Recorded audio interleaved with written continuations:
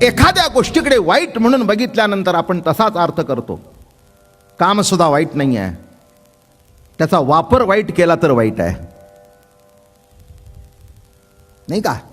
दोन मुला मुलींना एकत्र आणणं पुढच्या निर्मिती करता, मग ज्याच्यातून पुढच्या वंशवृद्धी होते ते कर्म निंद्य कसं म्हणावं? किंबहुना त्याला मंगल कार्य म्हणतात. काय बुवा आज ताशा वाजवता, आमच्या मुलाचं लग्न आहे म्हणजे काय? म्हणजे काय? नीट लक्षात घ्या. याचा अर्थ असा आहे, धर्माला धरून जर काम असेल तर मान्य आहे, अधर्माची वाटचाल करत असेल तर अमान्य आहे. अमान्य करण्याचं काही कारण नाही आहे. किंबहुना त्या कर्मातून जेव्हा नातू मांडीवर येतो, जेव्हा नातवंड मांडीवर येतो, चांगली चांगली माणसं सुद्धा वेडी होतात. बरं का? किती मोठा आजोबा असेल ना तर तो सुद्धा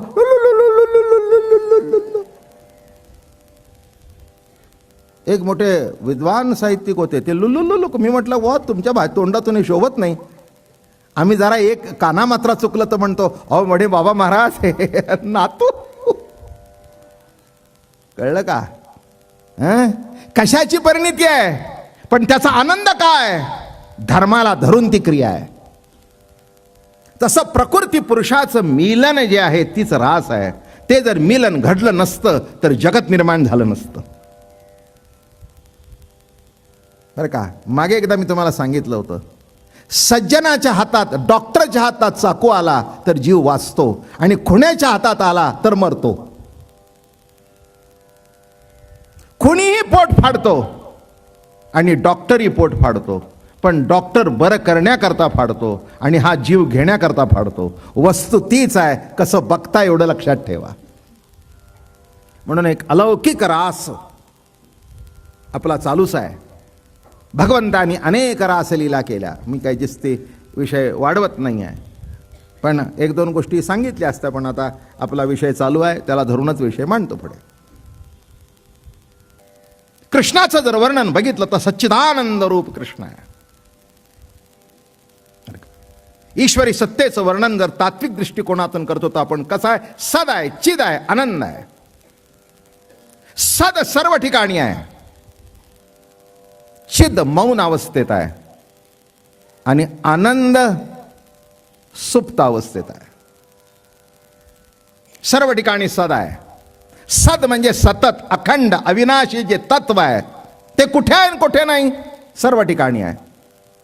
केव्हा आहे? सतत आहे. हे बघा, बाबा महाराज केव्हा इथे आलेली मंडळी अजून 1 तास इथे आहेत. कालांतराने यातलं इथे कोणी थांबणार नाही. पण ज्या तत्वानी त्यांना इथपर्यंत चालत आणलं आणि जे तत्व त्यांना घरी घेऊन जात आहे ते तत्व त्यांच्यावर अखंड आहे. त्यांच्या बरोबर अखंड आहे. ते नव्हते तेव्हाही ते होतं, ते आहेत तेव्हाही आहे आणि ते नसतील तेव्हाही ते आहे. असे जे तत्व आहे ते सद तत्व आहे. म्हणून सत तत्व हे सर्व ठिकाणी आहे. जे सद आहे ते चिद आहे. सद आहे तेच चिद आहे. पण एक मजा म्हणून सांगतो, असं आहे, हा लाऊडस्पीकर आहे, ही सगळी मशिनरी आहे, हे यंत्रणा आहे, हे आहे सगळं आहे. या सर्वामध्ये सद आणि चिद आहे, पण आनंद नाही. वस्तूमध्ये सद आहे, सर्व ठिकाणी परमात्मा आहे म्हटल्यानंतर वस्तूमध्ये सुद्धा आहेच. म्हणजे वस्तूमध्ये सद आहे, वस्तूमध्ये चिद आहे, पण वस्तूमध्ये आनंद नाही. आता बघा, ह्या माईकमध्ये सद चिद आहे. काय रे बाबा, माझं प्रवचन ऐकून तुला बरं वाटलं का?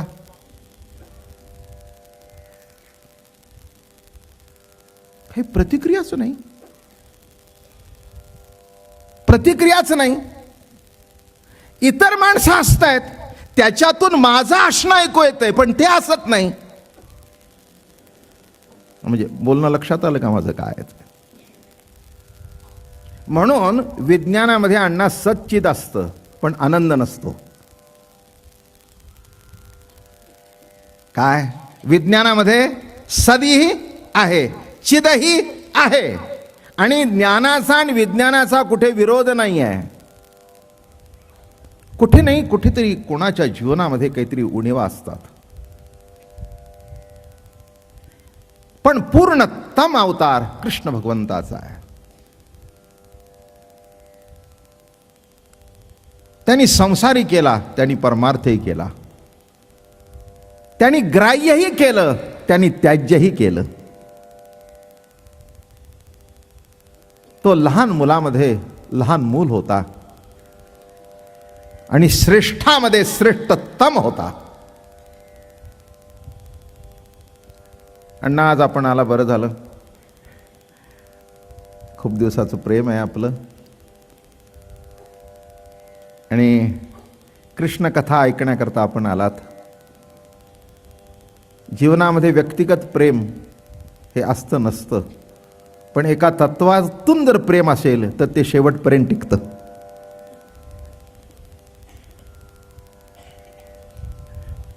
कृष्ण हा तत्वज्ञानातला तत्वज्ञानी आहे. म्हणून मी नेहमी सांगतो की सर्व रूपामध्ये सुंदर तोच, बाळ तोच, तरुण तोच. माझं प्रवचन शेवटच्या माणसापर्यंत ऐकून जातंय, त्याला कारण हे विज्ञान आहे, हे सत्य आहे. पण मी जर गप्प बसलो तर हे काहीच करू शकत नाही. हे कळण्याकरता ज्ञान लागतं, तर का? म्हणून लक्षात घ्या की जगतामध्ये जेवढ्या वस्तू आहेत त्या वस्तूमध्ये सद आहे, चिद आहे, माणसामध्ये आनंद आहे, पण तो उपासनेतून प्रगट करावा लागतो. उदाहरण द्यायचं जर झालं तर दूध आहे, दुधाचं विरजण लावलं जातं, त्याचं दही होतं, आणि दुधाचं मंथन करून लोणी निघतं. तसं आपल्या जीवनामध्ये मंथन करून आनंद प्रगट होणार आहे. तो इतका सोपा नाही आहे. थोडंसं तत्वज्ञानाचा भाग आपल्या पुढे मांडावा. काय म्हटलं मी? हो, आनंद का माणसाला मिळत नाही? तो परिच्छिन्न वस्तूतून शोधतो म्हणून मिळत नाही. आपल्या ठिकाणी डोकावून बघितलं तर आपला आनंद आपल्या जवळच आहे. एक ज्ञानेश्वरीत ओवी आहे, परतोनी पाठी मोरे ठाके आणि आप आपण आते देखे, देखत खेवो ओळखे म्हणे हे तत्व मीची.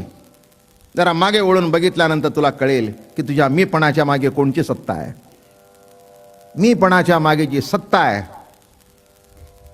त्याला सत्ता आम्ही म्हणतो, पण नाव द्यायचं म्हटलं तर आम्ही कृष्ण म्हणतो, आम्ही त्याला विठ्ठल म्हणतो. नाव देण्यामध्ये आनंद आहे हो.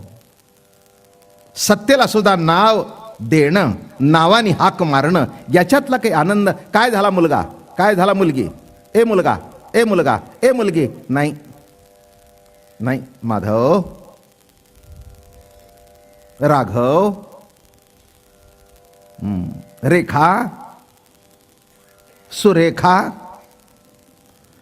अवघड आहे सापडणं, नाही का?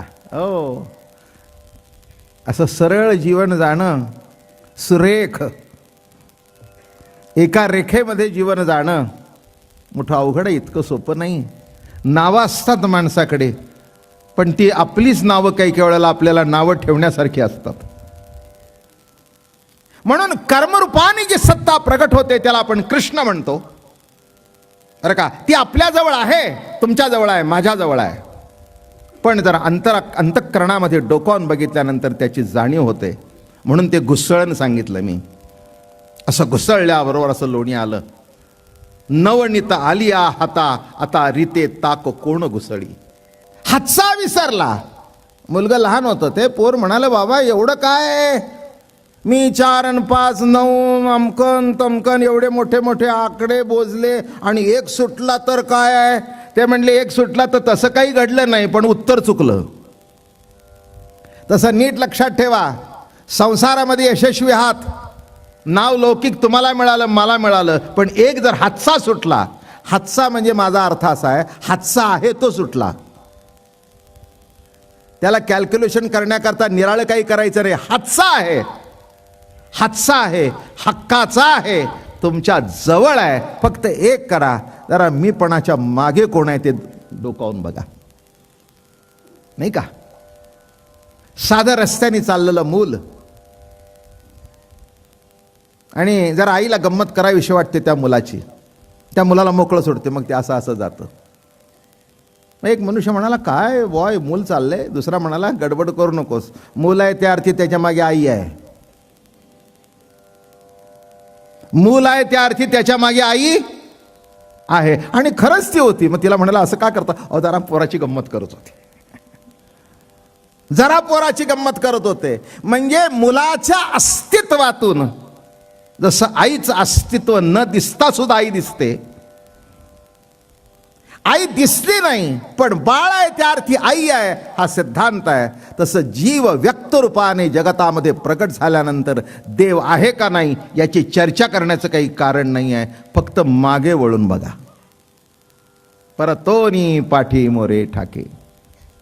आणि असा हा रास, असा हा विलास अलौकिक चालू आहे. मी अनेक दृष्टांत देत असतो. सध्या आपली रासक्रीडा चालू आहे. जीवनामध्ये प्रत्येक कर्मामध्ये रास आहे. रास कुठेतरी असं घर्षण आहे, कुठेतरी संबंध आहे आणि त्याच्यातून एक नाविन्यपूर्ण काहीतरी निर्माण होतं. आम्हाला असं वाटतं हे स्त्री पुरुषाचा संबंध आहे. नाही आहे. तुम्ही इतक्या खालच्या दर्जाला जाऊन जर बघाल तर हे कळायचंच नाही. आनंदा करताय पण आनंद मिळत नाही हे वास्तव्य आहे. मी एक नेहमी विषय मांडत असतो, तुम्ही ऐकला असेल की जीवनामध्ये कुणाचीही खटपट दुःखा करता नाही. बिगर खटपट करता दुःख वाटणेला येतं आणि सुखा करता खटपट करून सुद्धा सुख वाटणेला येत नाही. काय गंमत आहे. जीवनाची खटपट कशा करताय. आनंदा करताय ना. एकाने तरी हात वर करून सांगा की महाराज नाही, आम्ही दुःखा करता खटपट करतोय. एक ओवी लिहिली महाराजांनी, मज लागी दुःख भावे ऐसे कोणी भावे ना जीवे, नवांछिता दुःख पावे येणे नपवे स्वतंत्रता. इच्छा नसताना दुःख वाटणेला येतं. इथेच जीव परतंत्र आहे सिद्ध होतं आणि ईश्वर स्वतंत्र आहे. मला दुःख व्हावं असं कुणाला वाटत नाही. किंबहुना खटपट दुःखा करता नाही, खटपट सुखा करताय, पण वाटणीला दुःख आल्याशिवाय राहत नाही. हेही कटू सत्य आहे. म्हणून लक्षात घ्या की आनंद हे परमात्म्याचं स्वरूप आहे. जी गोष्ट तुमच्या खिशात आहे ती खिशातच मिळेल, घर शोधून मिळणार नाही. एक तुकाराम महाराजांचा अभंग आहे, तुझे आहे तुझं पाशी परी तू जागा चुकलाशी. जे तुझं आत्मतत्व आहे ते तुझ्या जवळच आहे. फक्त जरा मागे वळून बघ.